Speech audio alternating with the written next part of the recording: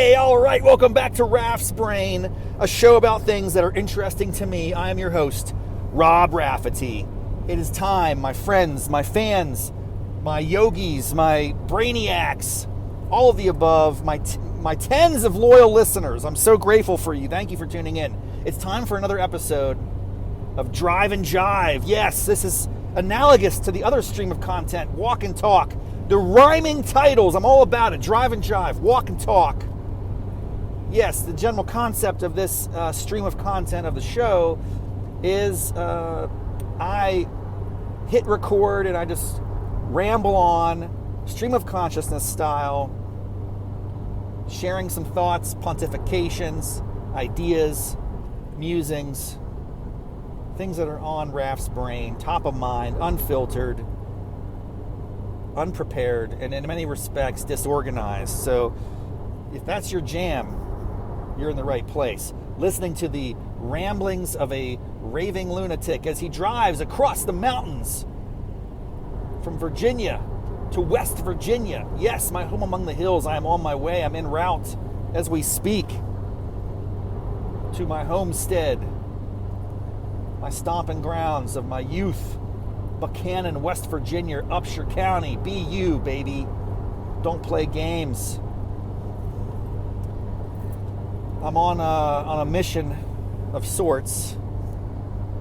I'll be there for several days, maybe the whole week, in support of my father, Marshal Rafferty, Commissioner Rafferty,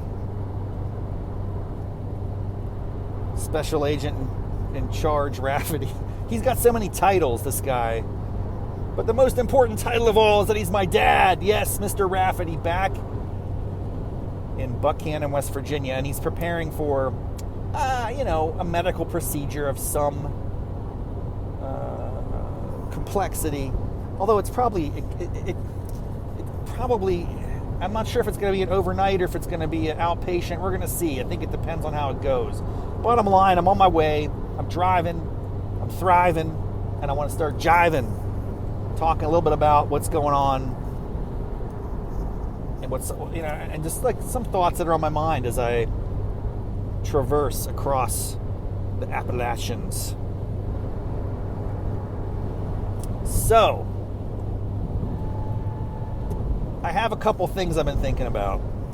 A couple projects on my mind. Next steps creatively, professionally. Opportunities that taking up some headspace. Let me start with one that just came up last night. And here's the thing, man. I am prone to distraction. I'm someone who sees opportunity in nearly every possible idea. This is dangerous, man, because the upside is I have a lot of great, I think, outside the box and zany, fun, outlandish ideas. And I pride myself on that. I share many of those on the show. Different concepts, formats, opportunities to express myself, to engage others, to learn from others. I'm all about that. And the problem is, I always just encounter people, places, things. I see opportunities everywhere to create content, to tell stories, to empower others. I jam it, man. I jam on it. I love it. But that means I have the downside to that sort of mindset, that sort of attention deficit is very rarely do I actually follow through and complete to the bitter end any particular single idea. The last creative project that I actually was satisfied with and executed to completion was back in 2019 when I did a one-man show for the Fringe Festival. That forcing mechanism, by the way, pour one out for my dead homies, Capital Fringe, rest in peace. So sad to see that. Got the news. I was gonna actually, I'm saying this now, it's easier to say it since it's not possible, but I had intentions, I had ambitions to possibly produce a show in the 2025 Cap Fringe this summer, but that's no longer possible. That organization has regrettably shifted away from sponsoring and hosting its annual theater event. And it's moving more now to like kind of grant making for specific artists and such. That's wonderful. I respect it. I'm not sure if you hear the meowing, by the way. I should also intervene here just to explain the circumstances. We have Leia, the three-legged cat, in the back. I'm not sure if you can see her. For those of you who are on YouTube, you might be able to catch an image or a glance in the back there in her little cat cage. You got to travel with a feline. You can't just put them on the, in the passenger seat and buckle them in. You got to put them in a container. That's a pretty spacious container. She travels well. We've done this before, but she's been meowing a lot. I'm not sure if that comes through. It probably doesn't pick up because I'm on my headphones for the audio here. But trust me, she's been meowing a lot. I've been sticking my fingers back there, tickling her whiskers through the cage, letting her know that I'm here for you. I'm around, I'm aware. I mean, hopefully there's nothing wrong. I don't think there's anything wrong with her. She's pretty portable. We've gone many distances over the past couple months since I've taken possession of this cat. We should talk about Leia the cat. I have a friend, a loyal listener. Actually, he's not really a loyal listener. He's a periodic listener, but I respect that. He will selectively consume some of my content. This gentleman might be appearing on a future episode of Riffin' with Raff. That's the stream where I chat with friends and family and coworkers and others that inspire me. When I first mentioned or revealed to the world that I was adopting a three-legged cat from my parents, basically taking possession of the cat after my mother passed away, my father wasn't in a position to handle it. It was a four-legged cat back then. Yes, you're meowing. Leia, you're okay. Most important thing people need to know is she was once a four-legged cat. She had some issues. There was a question. There was a moment of intense introspection. Should we continue to let this cat exist with four legs and a significant tumor on that leg? Or should we invest in a procedure that would remove the tumor along with the leg, enable her to potentially live a pretty pleasant life where she could still, be happy, bounce around, eat Friskies, whatever, cat treats, things like that. And it was an interesting moment because, she would then be shifted from an outside cat to an indoor cat. So my parents have tons of cats, and they're all outdoor cats, historically. Now, growing up, we had a couple indoor cats, but once I left for college, any cats that my parents got, they were outdoor cats. Kind of like country cats out there. I don't want to call them feral. But they're definitely out there. And you might not see them for a day or two. They come back. They're like, look what the cat dragged in. Look what yeah. They dragged themselves in. Like, so what does a cat say in that situation? Like, look what I dragged myself in. Yeah, I've been out on a 48-hour bender, slaying mice and rodents out here, keeping the neighborhood clean, roaming the countryside, evading all the other predatory animals out there. It's not like the kitty cat's an apex creature in West Virginia countryside. We got foxes. Yeah, meow. Yeah, she's agreeing with me. There's definitely a concurrence in that tone of the meow. I hear you, Leia. Yes, I'm correct. And here's the story about Leia, dude. Might as well get into it now. I'll get into it again when I do that potential Riffin' with Raff interview with the friend of mine who has, in his life, had a three-legged cat. When I announced Leia was coming on the scene, he reached out and said, dude, I had a three-legged cat. I loved it. She was very resilient. Anyway, so we're going to talk about that, potentially. This is a teaser. Future episode, future content. Brace yourself. It'll be a great conversation. and I'll likely recount this story again. But since I have a little bit of time, let's go for it now. As I mentioned, Leia had 4 legs, then she went down to 3. But the story that was really fascinating here is, my mother was struggling with her health last year. I went home a lot to spend time with her. Towards the last few months in particular, I was pretty much living at home, providing sort of in-house care for my mother along with my sister. It was a tag team situation. It was very brutal, very painful. I don't want to go down that path. We're not going to discuss it. Maybe in a future episode, I'll reflect on that experience. It was not something I want to talk about or reflect on right now. The reason I mention it, though, is that during that time, my father, right before, it was probably like months, right around the time my mom was getting ill, my father adopted a dog. Not even adopted, he bought a bred dog, a Labrador Retriever, a puppy, Jed, which is short for J. Edgar. Yes, you know it. Other names for dogs might have been like Elliot Ness. My middle name's Elliot for Elliot Ness. That's what I say. He might not tell you that. It's true. It has to be true. Bottom line, it's a great name for a dog, and Jed was cool, but Jed was rambunctious as a young creature, and he was like scaring off the cats. So one day, Leia was there. The next day, she was gone, and we didn't know where Leia went.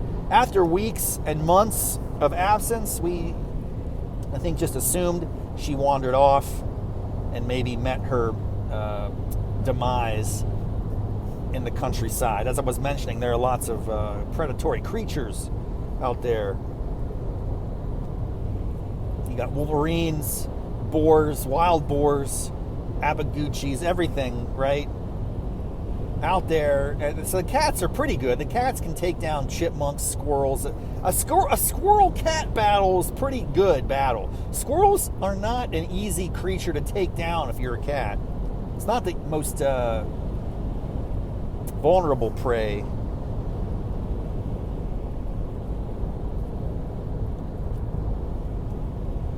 But bottom line is, we thought that Leia was done.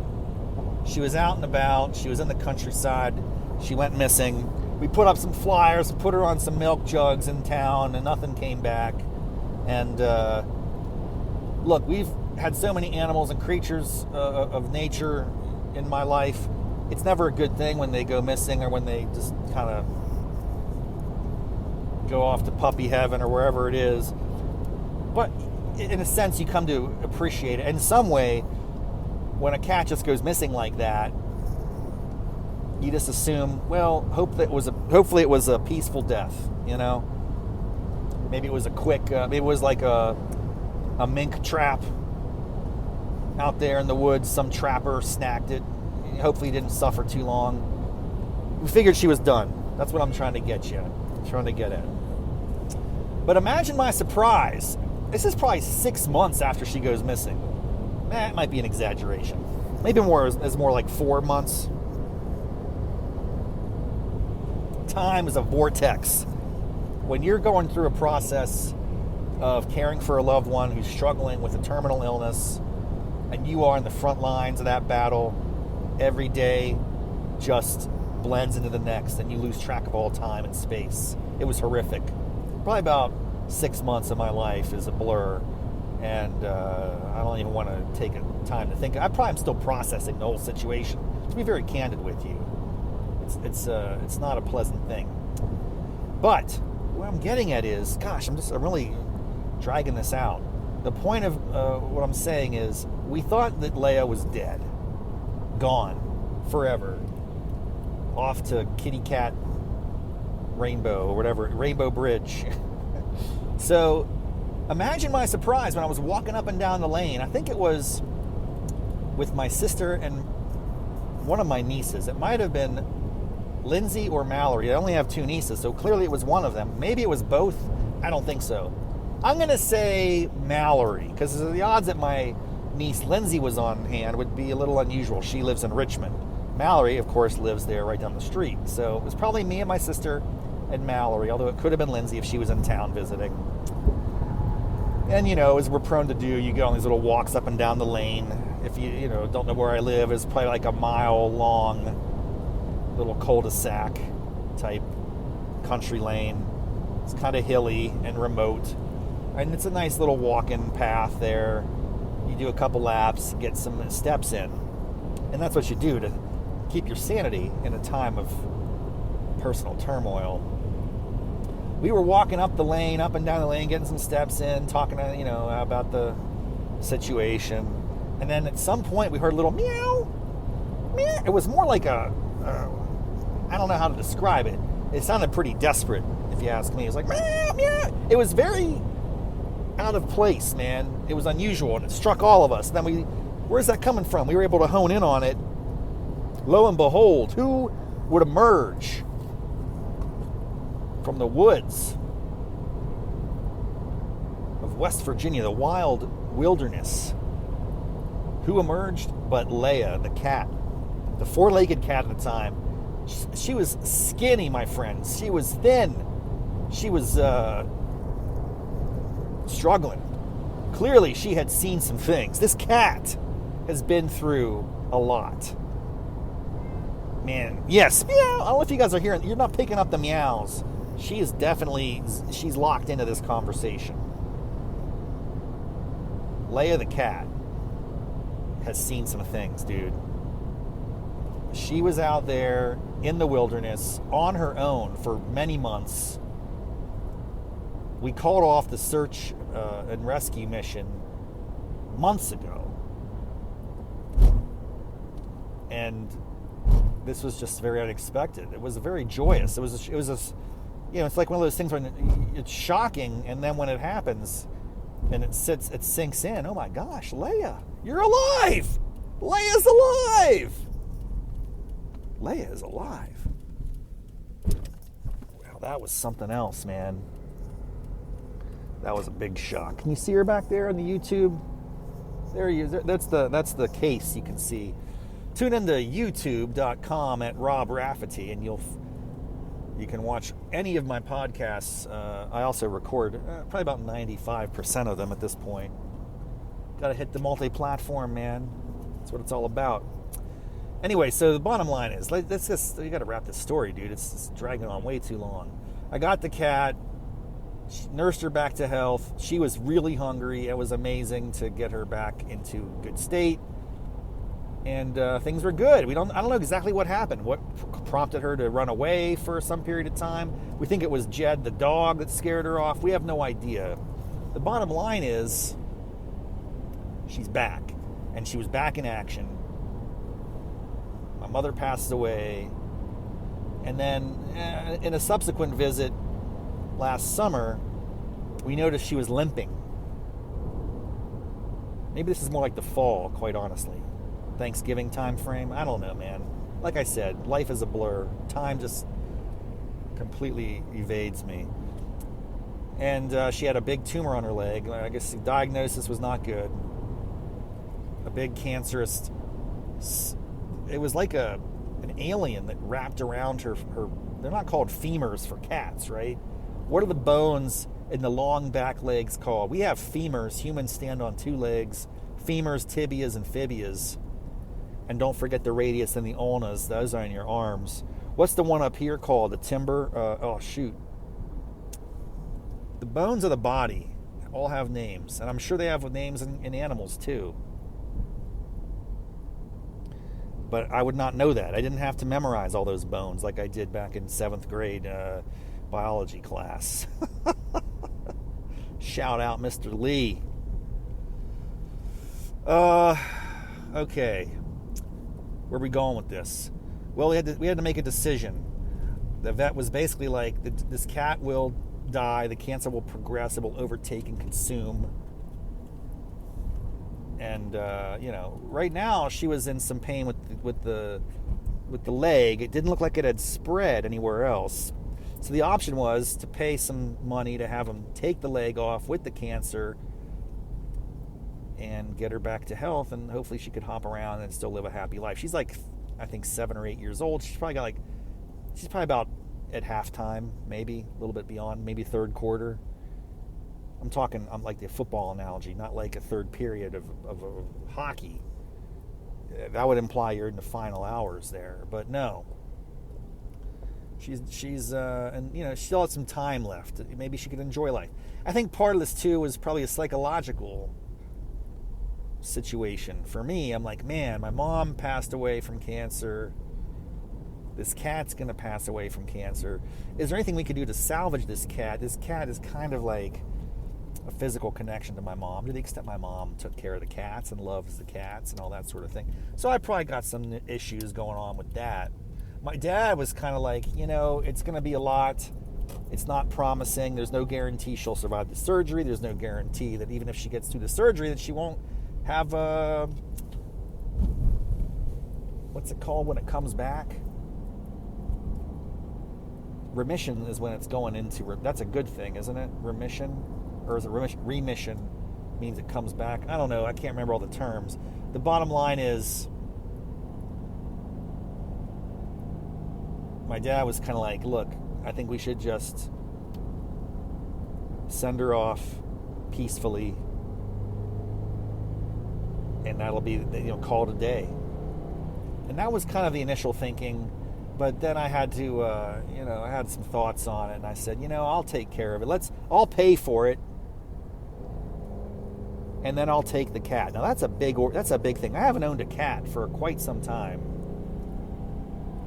I have not personally owned a cat or really had to deal with any of the cat issues for probably 20 some years since I lived at home, and which is back in the late 90s. Oh my goodness! And I tell you what, taking on a cat, it's no picnic, man. Especially a cat like this. So first of all, she had her operation. She's got a cone on her head. She's got 3 legs. She's down a limb. Oh my goodness. Thankfully, my sister and my father were able to take care of Leia for the first month after her surgery. But then I picked her up around New Year's, Christmas time, and rolled the dice. I said, let's take her back to North Arlington, see how this pans out. Of course, we have a dog, Conan. He's okay. They get along. I mean, they're not like best buds or anything, but they tolerate each other. There's a kind of détente in the house. We'll talk about that some other time. I really don't even want to talk about this much longer. I don't know what I was thinking when I started to open this can of worms. The bottom line is, she's with me now. I got to take her with me when I go on trips.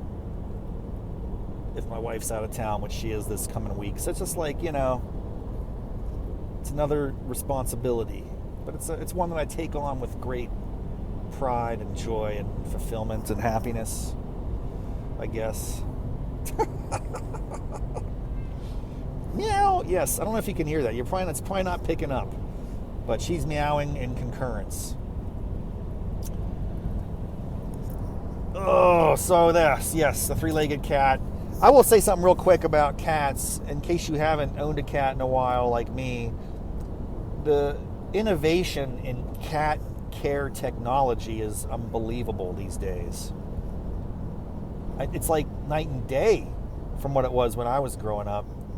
We had like Tidy Cat, kitty litter, value, like the big bags of that, and you got to clean out the litter box every day, and that was not a pleasant thing. And you put pre-COVID, that's when we had those little gas masks you might use, like those, what do they call those masks? P90X or whatever. You guys know what I'm talking about. Yeah, the original use of these masks for COVID was to survive changing the kitty litter, because you have to change the whole box of litter once a week or so. But every day you got to scoop out the poop and the pee. And I'm telling you, I wasn't aware of this, but the technology is so much more advanced. And I was so excited when I learned that there's a thing called an automatic kitty litter cat box thing. I don't know what it's called. It's a robot. It's AI. It's NASA technology here, applied for consumer goods. We tried 2 versions. The first version was kind of a domed unit. It looked like a biodome for a cat. You fill it up with some litter, and if the cat uses it, they go inside, and then they come out, and then it's like a cement truck mixer in the back. It does. Don't ask me how this works, because here's the upshot. It didn't work. It only works if your cat wants to get into a super contained environment to take a poop. No, Leia, to her credit, like any normal feline, doesn't want to be in a contained space when she's doing her business. She wants a little freedom and flexibility. You got to be keeping an eye out, looking left and right all around. You don't want to be in like a little bat cave.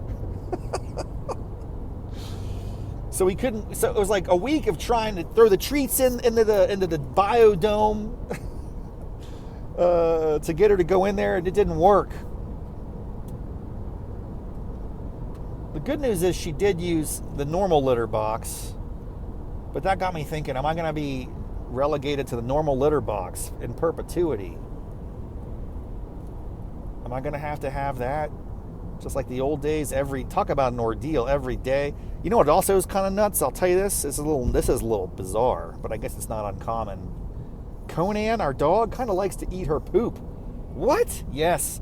First of all, Conan loves cat food, especially the soft cat food. If we're not careful, you put that down, you're not looking, Conan sneaks by, he'll slurp that up in one gulp. It's not good for him. I think his digestive tract is not prepared for that, and then that results in stuff you don't want to talk about on this show. This is a family-friendly program, my friends. So that's one thing. The biodome would have protected that. Anyway, long story short, biodome, no good. So we're back to square one with the old school litter box. The upshot is, good, dude, kitty litter technology is on point. It's very fine and almost like sand now. I'm so absorbent. I'm very impressed with that. And it's just a reminder of how things are always getting better. I know there's a lot of negativity in the world, and you can look out and see a lot of bad things out there to reinforce a perception that, you know, we're in the end of times. But I'm telling you what, just take a moment to think about some of the basic things in your life that are radically better and improved than what they were not that long ago. And it comes in the funniest ways. And for me, it was this kitty litter, dude. Kitty litter is insane. It's off the chain now. I'm loving it. The diversity of options, the different types of masking scents. But the bottom line is this particular kitty litter is like granular. It's like micro dust. And it's very absorbent, and it just really works well. Better than any other old school kitty litter, which was more kind of rocky. You know? I think people who have been around long enough know what I'm talking about. And by the way, it's kind of interesting. As you go to a pet store, you will see there are many, many, many versions and varieties of kitty litter. And the old school kitty litter still exists out there. Tidy cat. So, you know, if you don't want to evolve and adapt with the times, you can go old school. I wouldn't recommend it. I would say also the kitty litter scoops. How many varieties of a kitty litter scoop do you think there are? There's a whole aisle with kitty litter scoops of any shape, form, size, color, material that can just satisfy your kitty litter scoop needs. It's ridiculous. It's quite impressive the way that this market has just exploded and diversified to meet the kitty litter need, the kitty litter scoop needs of every American. Oh man! So was uplifting to kind of get reintroduced to that market.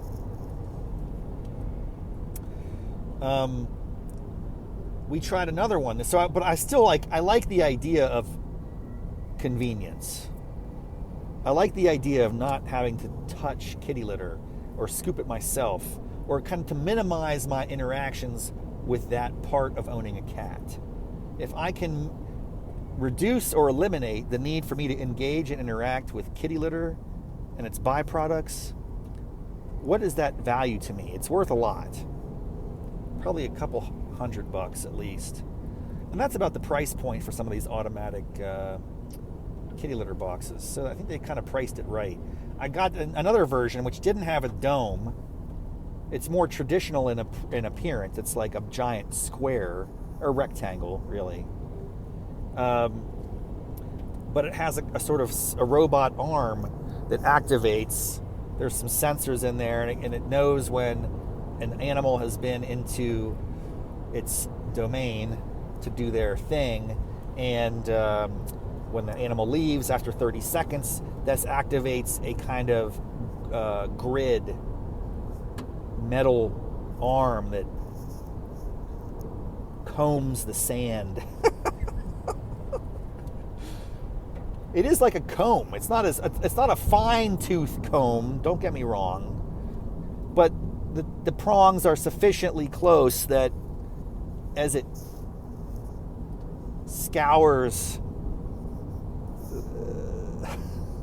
the space, it picks up the remnants of the things that, you know what I'm talking about. It works really well. I'm impressed, very impressed with it. And I haven't had to really touch it. It does put it into a container. I may have to and drop a link to this unit in the show notes. I would promote it.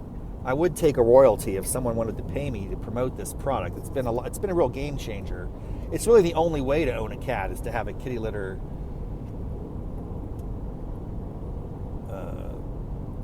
box that functions by itself. An autonomous kitty litter box. The only thing you have to do is occasionally refill it with the new kitty litter. Otherwise, it's pretty much good to go. It's very self-contained. You do have to remove the clumped up objects, but that's not hard. It's like this little drawer at the bottom. You pull it in, you dump it in a little trash bag, you put it back in. I mean, it's spick and span, man. Easy peasy. So that's the story of Leia, the three-legged cat, and we're going okay, and we're hanging in there. How much time I've been talking here? God, 33 minutes. 33 minutes about Leia, the cat. That's probably enough for this episode of Raff's Brain. Drive and Jive. It was not at all my intention to discuss this story when I initially hit record. That's the nature of these shows. For those of you who don't know about this program, who may have discovered it via the algorithms, because I'm gonna be putting cats now, or whatever the title of this show is, all the little shorts that I create out of it. You know, I'm gonna be putting cat lovers, cat fans, feline, this and that, cat moms, whatever, to try to attract the right audience. I just want you to realize this is not a show. Raff's Brain is not a podcast exclusively about animals or cats or even Leia. It's not like the Leia show. This is just the thing that was on my mind as I was driving. I had other things I was going to talk about. I actually have some other things I want to share and discuss. I might do another episode. I still got another hour or so left in this drive. But I want to compartmentalize this, because this seems like this whole episode was about cats, about Leia, about the three-legged ordeal. And I suspect it's only going to appeal to a very narrow sliver of non-Raffety friends. Most of the people that listen to this show, thank you, I love all of you, are friends of mine, or family members, or acquaintances, people who know me. But if you stumbled upon this podcast / blog, vlog, whatever we call it these days, and you find this at all entertaining, you're in a very small minority of the human race. I think that makes you fairly elite. That's just one man's opinion.